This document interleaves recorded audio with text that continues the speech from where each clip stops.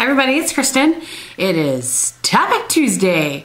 First of all, I want to say hello and hi and welcome and all that kind of stuff to my new subscribers. I had a whole slew of new subscribers. And I have Marlena, Makeup Geek, to thank for that, I guess. She retweeted a tweet that I had sent out. I'm on Twitter, by the way. I'll put my link below. That I had uploaded a video about her eyeshadows. And she commented, watched my video and commented on my video and actually put a link to it on her blog. So that was, or on her website or whatever. So that was pretty cool. I was really, I don't know, it was pretty cool. So I think a lot of you came over from that. So welcome, and I really hope that you enjoyed my videos. So I will get on with it. I do a top, for those of you that are new, I do a Topic Tuesday every week, and it's a different topic, and you know, can be whatever. And this week I'm going to be talking about my favorite blushes. And I generally record Topic Tuesdays on Sunday when I have good light and that kind of thing. So today's Sunday, just got home from church. I wanted to record this and get some other things done so that I can be seated promptly in front of my TV when the Packers kick off. So, okay, that's not bad. 1:20 for an intro. So I'm going to kind of I have them all laid out in front of me here, and I have my tool turnabout thing that I have my brushes in here just in case I think of some more along the way.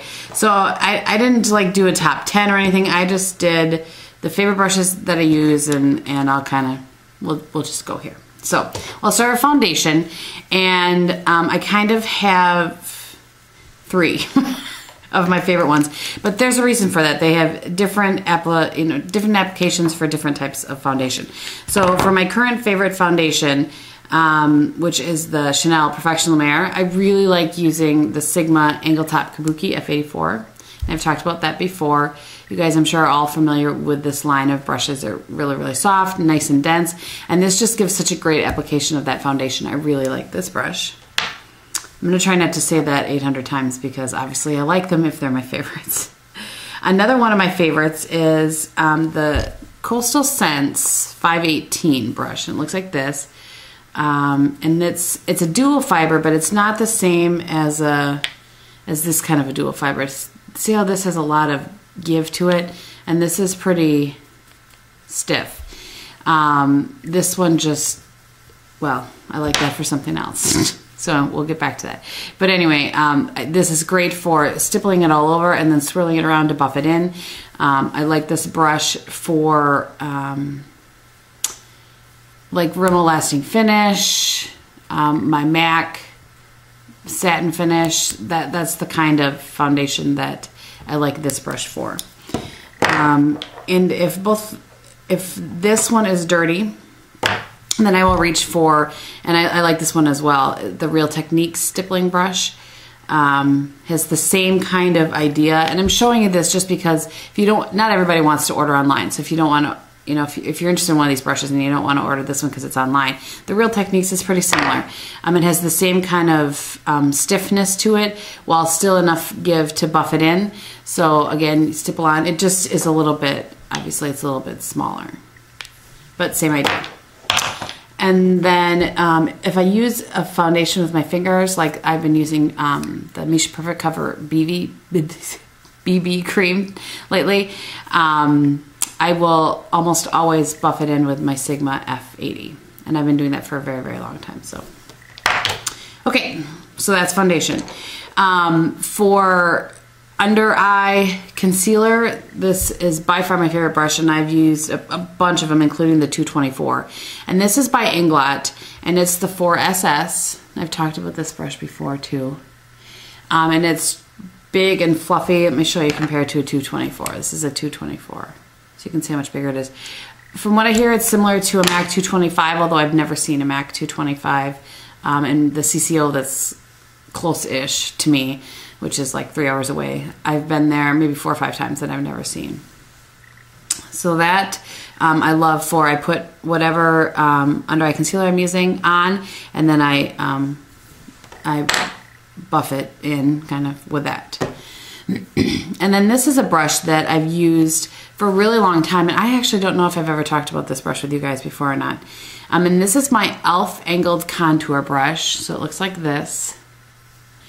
And I think it's actually for putting, you know, I think it's for eyes, but it's like ginormous, see? For my eye, it's ginormous anyway. What I use this for is for my powder flage or the Tarte Smooth Operator, whichever I happen to grab, to set my concealer. It's just the perfect, it gets right in there. I really like this for that. And it's $3. I mean, great value. Okay, well, I'll talk powder brush now. I've tried the MAC 150 and the Sigma version of that. And I love my Sigma one. The MAC one is scratchy. I don't like it at all. It was not worth the money. I wish that I had known about Sigma brushes before I bought some of my MAC brushes. And for those of you that are new, Sigma has no idea who I am. I've bought every single brush that I'm showing you here today. I've never received anything from anybody. So anyway, this is my Sigma 150. You guys have all seen a 150. I just like this one because it's just really, really soft. Okay, blush. Let's talk blush. I actually have 3 favorites. The first one being, and this is interchangeable. This one happens to be my Sigma F10, but it's just like the MAC 129. I don't find one is better than the other. They're just as good. One is just as good as the other, in my opinion. So I like this for just a basic, you know, application of blush.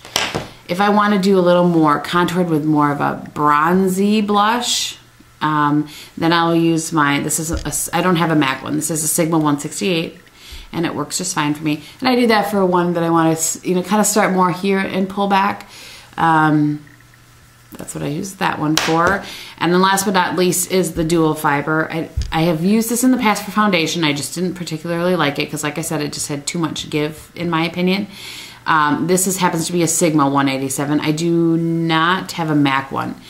I have a Makeup Forever one, which I also like. They're very similar. But this one I use for really, obviously, really pigmented blushes, to just kind of dip off of my hand and then go on and then buff them in with the same brush. So that's what I use that one for. So different applications, different brushes. I have two brushes that I like to do bronzers with, and it kind of I don't know that there's a specific reason why I'll reach for one or the other, but I go in phases. When I'm doing one, I'm using it like all week long. So this is the Sigma Tapered Face Brush, which I think is like a MAC 138. I don't have that brush. And I like it just because it really helps you get right in there. So that, I like that one. And then the other one I like, and I'm glad that I found a use for it because I didn't forever, is my large powder F20 from Sigma. And I think it's like a MAC 152. And it's, see how it's pinched right there? I'm sure you guys have all seen this a million times. But so because it's pinched, it does the same idea to get in there and buff it out. So this one is a little bit more precise, I would say, than this one. I've been using this one with the Too Faced Chocolate Soleil, and this one I always use with my Nars Laguna. I don't really know why, but that's what I do. So there you go. Okay, I'll talk about this face brush.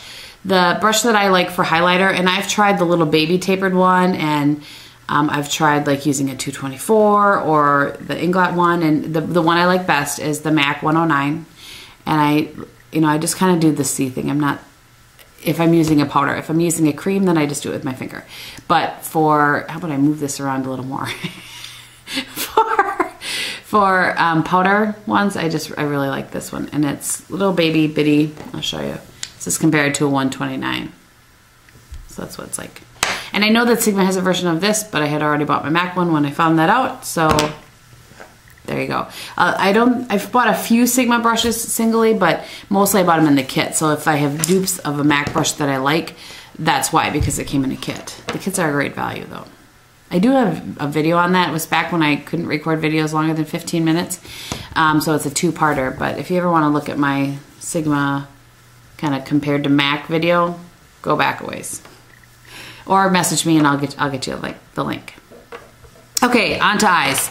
By far, beyond a shadow of a doubt, my favorite laydown brush is the MAC 239. and I've tried the Sigma version of this.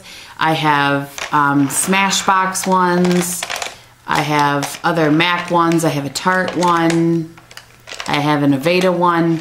By far, beyond a shadow of a doubt, this one is the best. I just feel like it does the best at picking up color, laying it down, a little bit of eliminating fallout for the most part, depending on the shadow. So I really, really like that. For a different application, and I talked about this in one of my videos last week, I think. If I want more of a wash of color, not a true wash, but not as thick of an application, if that makes sense. I'm sure I'm using the wrong word, but then I will use this one. And this is by Smashbox, and it's the number 7. And it's just a little fluffier. It still has the same kind of lay down concept, but it's a little bit fluffier. And Smashbox they have one more like the 239, like this, which is their number 32 brush. And I mean, it's all right, but I like their number 7 for more of a color down, wash over the lid, not quite so heavy of an application. That's what I'm trying to say. Okay, so now I'm gonna talk about I use both of these brushes every single day. And that is the MAC 222 or Sigma E35. Same thing, my Sigma is just a little more fluffed out. And a MAC 217 and a Sigma E35. They both are really nice, and actually I have to say that my E35 has worn better, washed up better than my MAC one. See, my MAC one's starting to splay out a little bit here. And I probably got them, I had the Sigma one first, for sure. This one I maybe got 3 months after, but I mean, I use one of them daily. If I had to pick one brush that, for my eyes anyway, and that's the only brush I could use, I would do a 217 or the E35, whichever. They are, to me, indispensable for placing color in the crease. You can